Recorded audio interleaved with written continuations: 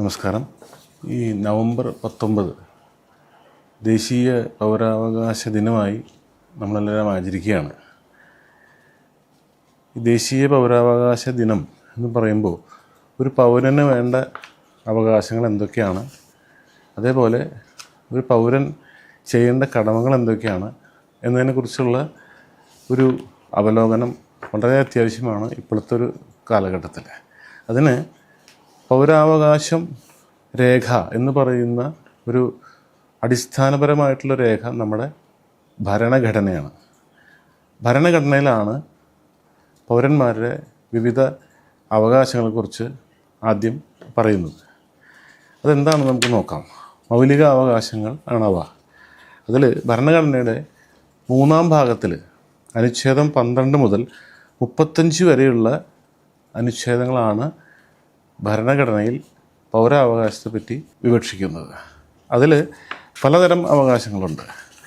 അനുച്ഛേദം 13 മുതൽ അങ്ങോട്ട് നമ്മൾ എടുക്കുമ്പോൾ ഒരു പൗരന് വേണ്ടതായിട്ടുള്ള എല്ലാ അവകാശങ്ങളെക്കുറിച്ചും അതിൽ പ്രതിപാദനം ചെയ്യുന്നുണ്ട്. ഈ അവകാശങ്ങൾ നേടിയെടുക്കാൻ വേണ്ടി ഭരണഘടനാപരമായ കോടതികളിൽ പോകാനും കോടതി വഴി അവ നേടിയെടുക്കാനുമുള്ള വ്യവസ്ഥകൾ ഭരണഘടനയിൽ വളരെ വിശദമായി തന്നെ പ്രതിപാദിച്ചിട്ടുണ്ട്. അപ്പോൾ അതിൽ നമുക്ക് ഓരോന്ന് നോക്കാം. അനുച്ഛേദം 13 പ്രകാരം ഭരണഘടനയ്ക്ക് വിരുദ്ധമായി സംസ്ഥാന ഗവൺമെൻറ്റുകളോ അല്ലെങ്കിൽ കേന്ദ്ര ഗവൺമെൻറ്റോ പാസ്സാക്കുന്ന നിയമങ്ങൾ വോയിഡാണ്, അല്ലെങ്കിൽ അവ പ്രാബല്യത്തിൽ വരത്തക്കതല്ല എന്നാണ് ആദ്യമായിട്ട് തന്നെ നമ്മൾ മനസ്സിലാക്കേണ്ടത്. അപ്പോൾ ഏതൊരു നിയമം എന്നുദ്ദേശിക്കുന്നത് സംസ്ഥാന ഗവൺമെൻറ്റും കേന്ദ്ര ഗവൺമെൻറ്റും ഉണ്ടാക്കുന്ന നിയമം മാത്രമല്ല, അതിന് താഴെയുള്ള ഇപ്പോൾ ഒരു നിയമം അനുസരിച്ച് സംസ്ഥാന ഗവൺമെൻറ്റിനോ യൂണിയൻ ഗവൺമെൻറ്റിനോ റൂൾസ് ഉണ്ടാക്കാനുള്ള അധികാരവും അതാത് നിയമങ്ങൾ വഴി കൊടുക്കുന്നുണ്ട്. ഇവയെല്ലാം തന്നെ മൊത്തത്തിൽ നിയമം എന്നുള്ള പദത്തിൻ്റെ ഉള്ളിൽ നമ്മൾ വിവക്ഷിച്ചാൽ ഇങ്ങനെ എന്ത് തന്നെ നിയമം കൊണ്ടുവന്നാലും, ഇങ്ങനത്തെ എന്ത് തരം നിയമങ്ങൾ കൊണ്ടുവന്നാലും അനുച്ഛേദം 13 പ്രകാരം ഭരണഘടനയ്ക്ക് വിരുദ്ധമായാൽ അവ നിയമമായി കണക്കാക്കാൻ പറ്റുന്നതല്ല. അതാണ് വോയിഡ് എന്ന് പറയുന്നത്. അവയിൽ നിന്ന് ഒന്നും തന്നെ ഉത്ഭവിക്കുന്നില്ല എന്നർത്ഥം. ഇല്ല എന്നുള്ളൊരു വിവക്ഷയാണ് അവിടെ വരുന്നത് 13-ാം അനുച്ഛേദം അനുസരിച്ച്. 14 മുതൽ 32 വരെയുള്ള അനുച്ഛേദങ്ങളിൽ പ്രധാനമായും 6 അവകാശങ്ങളെ പറ്റിയാണ് പറയുന്നത്. അതിന് സമത്വത്തിനുള്ള അവകാശം 14-ാം അനുച്ഛേദത്തിൽ right to equality and equal protection of laws എന്നാണ് അതിനെപ്പറ്റി പറയുന്നത്.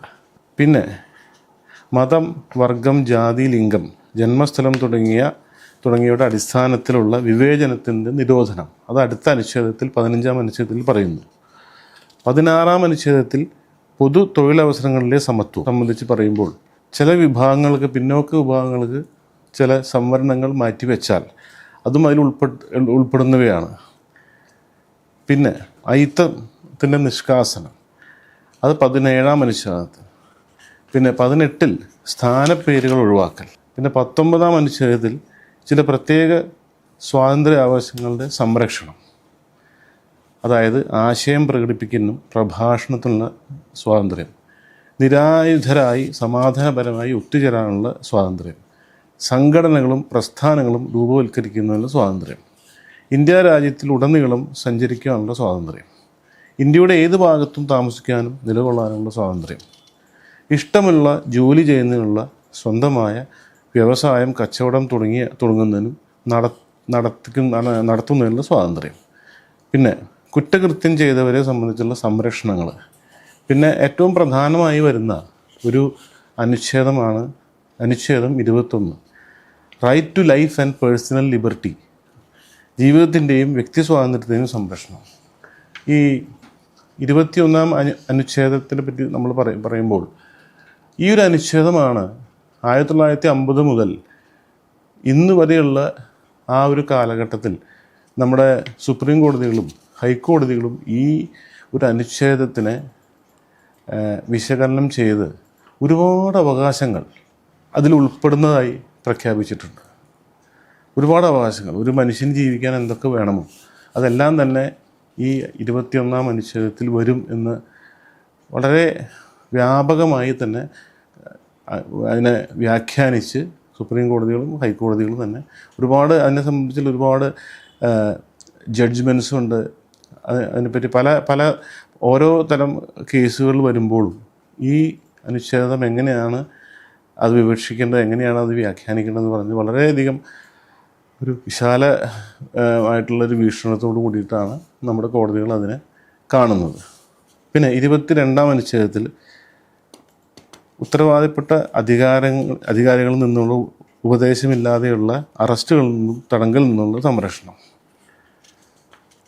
പിന്നെ ചൂഷണങ്ങൾക്കെതിരെയുള്ള അവകാശം 23-ൽ നിർബന്ധിത വേല, ബോണ്ടഡ് ലേബർ നിരോധിക്കുന്നു, ബാലവേല നിരോധിക്കുന്നു.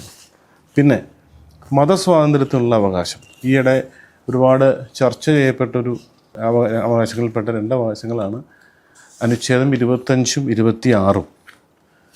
പ്രത്യേകിച്ച് ശബരിമല കേസിനെ സംബന്ധിച്ച് സുപ്രീം കോടതി ഈ 2 അനുച്ഛേദങ്ങളെ പറ്റിയും വളരെ വിശദമായി തന്നെ പറഞ്ഞിട്ടുണ്ട്. ഇതിൽ ഈ അനുച്ഛേദം 25-ഉം 26-ഉം മതപരമായിട്ടുള്ള സ്വാതന്ത്ര്യത്തിനുള്ള അവകാശമാണ്. അത് മതം പ്രചരിപ്പിക്കുന്നതിനും പഠിപ്പിക്കുന്നതിനും പ്രാബല്യത്തിൽ കൊണ്ടുവരുന്നതിനുള്ള സ്വാതന്ത്ര്യമുണ്ട്. മതപരമായ കാര്യങ്ങൾ കൈകാര്യം ചെയ്യുന്നതിനും നിയന്ത്രിക്കുന്നതിനുള്ള സ്വാതന്ത്ര്യം. ഈ 2 സ്വാതന്ത്ര്യങ്ങളെക്കുറിച്ചാണ് ഈ 2 അനുച്ഛേദങ്ങൾ പറയുന്നത്.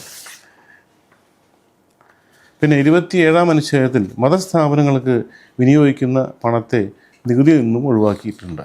28-ാം അനുച്ഛേദത്തിൽ ചില പ്രത്യേക വിദ്യാഭ്യാസ സ്ഥാപനങ്ങളിൽ മതപരമായ നിർദ്ദേശങ്ങളും മതപരമായ ആരാധനകളും നടപ്പിലാക്കുന്നതിനുള്ള സ്വാതന്ത്ര്യമുണ്ട്. അതിനോടനുബന്ധിച്ച് പറയുമ്പോൾ സർക്കാരിൻ്റെ ഫണ്ട് കൊണ്ട് പ്രവർത്തിക്കുന്ന സ്ഥാപനങ്ങളിൽ മതബോധം നടത്താൻ പാടുള്ളതല്ല. അതേപോലെ 28-ാം അനുച്ഛേദം 1-ാം ഇതിൽ പറഞ്ഞിട്ടുള്ളത് സംസ്ഥാനം നടത്തുന്നതിന് മതബോധം ആവശ്യമായിട്ടുള്ള ഏതെങ്കിലും സമിതി സ്ഥാപിച്ചിട്ടുള്ള സ്ഥാപനങ്ങൾക്ക് അത് ബാധകമല്ല. അങ്ങനെ 29-ാം അനുച്ഛേദത്തിൽ കിടക്കുമ്പോൾ ന്യൂനപക്ഷ വിഭാഗങ്ങളുടെ താൽപ്പര്യ സംരക്ഷണത്തെ പറ്റി പറഞ്ഞിട്ടുള്ള ഒരു അനുച്ഛേദമാണ് 29. സ്വന്തമായി ഭാഷയോ ലിപിയോ സംസ്കാരമോ ഉള്ള ഇന്ത്യയിലെ ഏതൊരു വിഭാഗത്തിനോ അല്ലെങ്കിൽ അവരുടെ ഉപവിഭാഗങ്ങൾക്കോ അത് സംരക്ഷിക്കാനുള്ള അവകാശമുണ്ട്. സംസ്ഥാനം നടത്തുന്നതോ സംസ്ഥാന ധനസഹായം ലഭിക്കുന്നതോ ആയ ഒരു വിദ്യാഭ്യാസ സ്ഥാപനങ്ങളിലും മതം, വർഗം, ജാതി ഇവയുടെ അടിസ്ഥാനത്തിൽ പ്രവേശനം നിഷേധിക്കാൻ പാടുള്ളതല്ല. ഇതാണ് അനുച്ഛേദം 29-ൽ വിവക്ഷിക്കുന്നത്. അനുച്ഛേദം 30-ൽ വിദ്യാഭ്യാസ സ്ഥാപനങ്ങൾ തുടങ്ങുന്നതിനും നടത്തുന്നതിനും ന്യൂനപക്ഷ വിഭാഗങ്ങൾക്കുള്ള അവകാശം. മതന്യൂനപക്ഷങ്ങൾക്കും ഭാഷാന്യൂനപക്ഷങ്ങൾക്കും വിദ്യാഭ്യാസ സ്ഥാപനങ്ങൾ സ്ഥാപിക്കുവാനും ഭരിക്കുവാനും അവകാശമുണ്ട്. അനുച്ഛേദം 31 റൈറ്റ് ടു പ്രോപ്പർട്ടി ഉണ്ടായിരുന്നു. ഈ വസ്തുവിനെ സംബന്ധിച്ചുള്ള അവകാശങ്ങൾ അനുച്ഛേദം 31. പക്ഷേ 1978-ൽ 44-ാം ഭേദഗതി വഴി അത് എടുത്തു മാറ്റി. ഇപ്പോൾ അത് ആർട്ടിക്കിൾ 300A എന്നുള്ള ആർട്ടിക്കിളിലാണ് ഇപ്പോൾ അത് കിടക്കുന്നത്. അതൊരു ഫണ്ടമെൻ്റൽ റൈറ്റായിട്ട് ഇപ്പോൾ കണക്കാക്കാൻ പറ്റത്തില്ല. അത് ഭരണഘടനാപരമായിട്ടുള്ള അവകാശമായി തന്നെ തുടരുന്നു. 32-ാമത്തെ അനുച്ഛേദം അനുസരിച്ച് ഏതൊരു പൗരനും ഭരണഘടനാപരമായ ഈ മേൽപ്പറഞ്ഞ അവകാശങ്ങളിൽ ഏതെങ്കിലും തരത്തിൽ ഹനിക്കപ്പെടുകയാണെങ്കിൽ ബഹുമാനപ്പെട്ട സുപ്രീം കോടതിയെ സമീപിച്ച് നിവൃത്തി തേടാനുള്ള ഒരു അവകാശമാണ് ഭരണഘടനയിൽ അനുച്ഛേദം 32-ൽ പറഞ്ഞിട്ടുള്ളത്.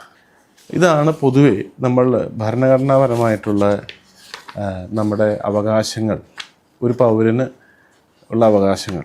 ഇത് പറയുമ്പോൾ ഭരണഘടന അനുസരിച്ച് തന്നെ കോടതികളെ സമീപിക്കാനുള്ള ഒരാളുടെ അവകാശം എപ്പോഴും വളരെ സ്ഥായിയായി കോടതികൾ തന്നെ കാണുകയും കോടതിയെ സമീപിക്കാൻ പാടില്ല എന്നുള്ള വ്യവസ്ഥകളെ വളരെ കർശനമായി തന്നെ കണ്ട് അത് നിരാകരിക്കുകയും ചെയ്തിട്ടുള്ള ഒരുപാട് ജഡ്ജ്മെൻറ്റ്സ് ഉണ്ട്.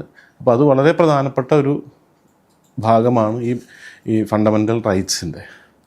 ഇനി ഈ പൗരാവകാശ കാര്യങ്ങളെക്കുറിച്ച് നമ്മൾ പറയുമ്പോൾ, പൗരാവകാശങ്ങളെക്കുറിച്ച് പറയുമ്പോൾ ഒരു പൗരനെ സംബന്ധിച്ചോളം ഓരോ പൗരനിലും നിക്ഷിപ്തമായിട്ടുള്ള കർത്തവ്യങ്ങൾ എന്താണെന്നുള്ളതും കൂടി ഇതിനൊപ്പം തന്നെ നമ്മൾ പരിഗണിക്കപ്പെടേണ്ട ഒരു കാര്യമാണ്.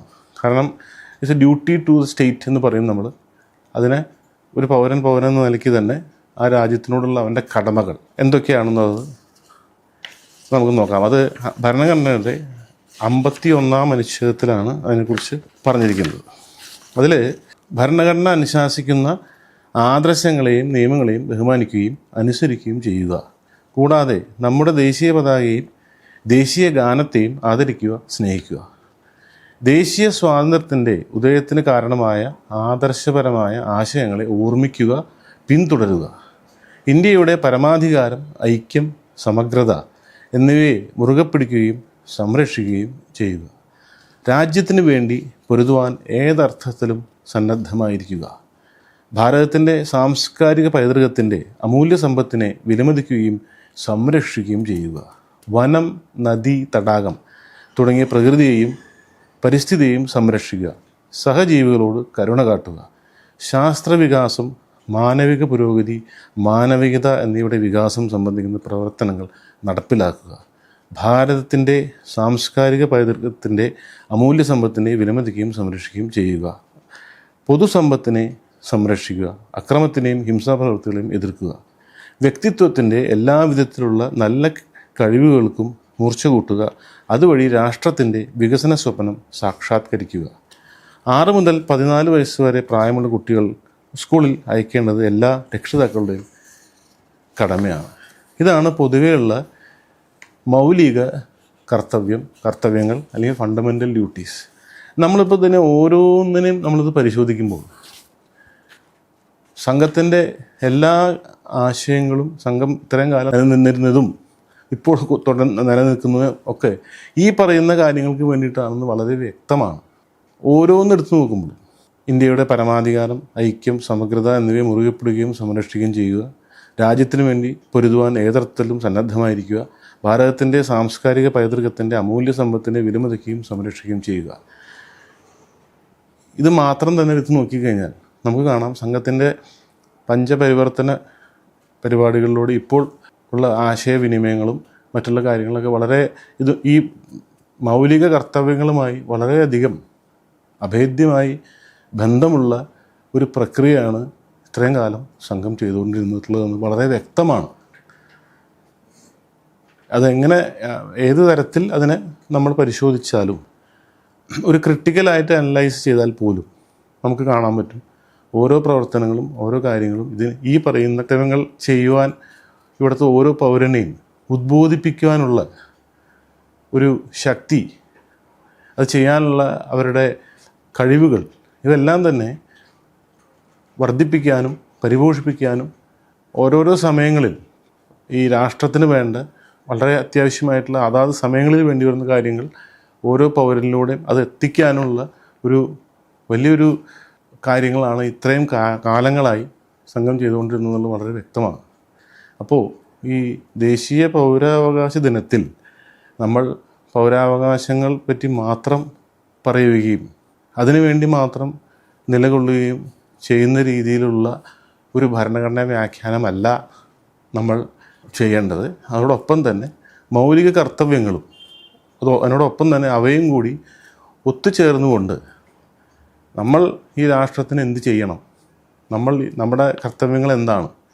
അപ്പോൾ ഓരോ അവകാശങ്ങളെപ്പറ്റി നമ്മൾ സ്മരിക്കുമ്പോഴും അതോടൊപ്പം തന്നെ ഓരോ കർത്തവ്യങ്ങളെയും കുറിച്ചും കൂടി സ്മരിച്ചുകൊണ്ട് ഈ ദേശീയ പൗരാവകാശ ദിനത്തിൽ നമ്മൾ മുന്നോട്ട് പോയി നമ്മുടേതായിട്ടുള്ള എല്ലാ കർത്തവ്യങ്ങളും നിറവേറ്റാനുള്ള ഒരു ശാരീരികമായും മാനസികമായും സാമ്പത്തികമായും എല്ലാ തലത്തിലും നമ്മൾ സജ്ജരാവണമെന്ന് അഭ്യർത്ഥിക്കുന്നു.